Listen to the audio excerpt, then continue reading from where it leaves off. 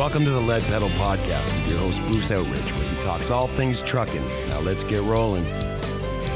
Hey, how we doing today? Welcome to another edition of the Lead Pedal Podcast. This is episode number 1111, and it's a Turnback Tuesday. You know what that means. All right, folks, turn back the clocks, clean up the spokes. This is another edition of Turnback Tuesdays with your host, Bruce Outridge. And your Turnback Tuesday today is going to be about Alligator Alley. If you've never been down Alligator Alley, it's in Florida, and we'll be telling you all about it right after this. Hey, folks, you know that Bison raised their rates at the beginning of the year for owner-operators and for company drivers. And I got to tell you, it has been so successful that they wanted to let you know exactly how much their drivers are making. That's right. They have significantly increased the base rates for their teams. So owner-operator teams can earn up to $360,000 per year. That's right. You heard me say that right. $360,000 per year. Company team drivers can earn up to $120,000 per year per driver. That's right. Per driver. That's some big numbers, right? They have a wide variety of Canada-only dedicated team positions available for folks to choose from, and Bison has a steady freight to keep the teams moving.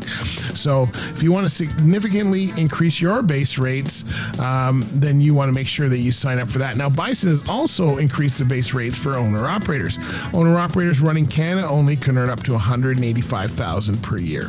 They have a wide variety of Canada-only positions for owner-operators to choose from, and Bison has a steady freight to keep the owner-operators moving. So where can you learn more about all of these things? I mean, $360,000 for owner-operator teams, $120,000 for company driver teams, and owner-operators running by themselves can earn $185,000 per year.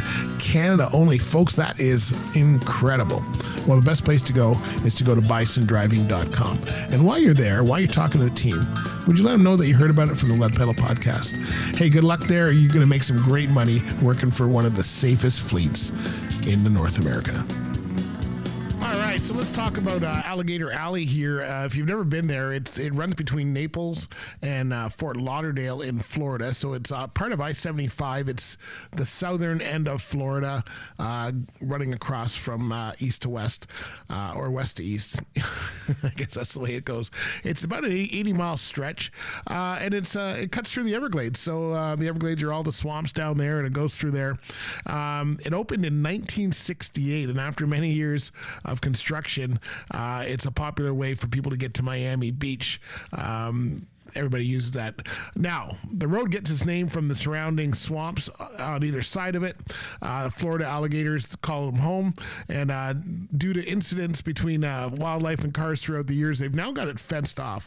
And depending on the time of year that you'll go will depend on how many alligators you see. I remember when I used to start running down there, I'd gone down a couple times in the summertime, and I didn't see any. And I'm going, why do they call this Alligator Alley? I saw like two. But that's because they were all in the river probably keeping cool. I went back, I think it was in January one year, and I counted 79 because there's nothing else to do on that road but count alligators.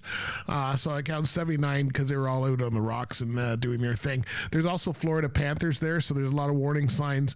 Don't get out of your car, don't go walking anywhere, doing any of that stuff.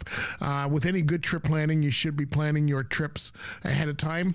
There's only one fuel stop in that 80 miles, and I never plan on that being open, so always make sure you've got fuel before you enter into that. And throughout the years, it's been used by a lot of the television and movie people. Dexter the movie was filmed there. CSI, Alligator Alley in Florida, has been used as a place to dispose of many bodies, or at least so they say on television. So it's a pretty cool place. It started in 1968 is when it opened, and it's been a popular place going through there. So if you ever get a chance to go across Alligator Alley, go check it out. You may be surprised at what you find. There you go. Maybe you even find a dead body or two. Hey folks, just wanted to let you know about RS2000 Tax Consultants. That's right. They are been around since 1994. They are located in Komoka, Ontario, but don't worry, you don't have to go to there. I mean, after all, who can find Komoka?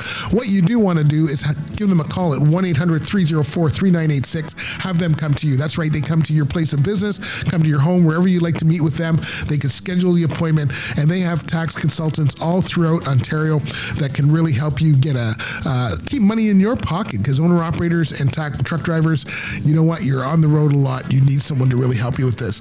They've been around for a long time, so you can find all about them at rs2000tax.com, or like I say, you can always give them a call at 1-800-304-3986. Make sure you tell them that the Lead Pedal Podcast sent you, and you will not be disappointed. All right, so hey, you know what? Follow us as well. And if you're checking out Alligator Alley, tell the alligators we all say hi. You know, there's some stuff to do, like swamp boat rides and airboat rides and stuff down there. So, hey, while you're down there, if you got some time, check it out. It's a pretty cool place.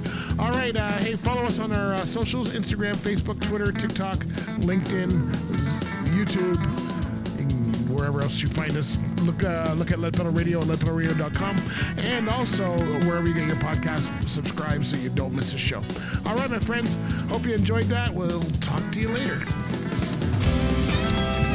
This has been another episode of the Lead Pedal Podcast. For more information or to subscribe to the podcast, visit theleadpedalpodcast.com, and be sure to follow the podcast on Facebook and Twitter.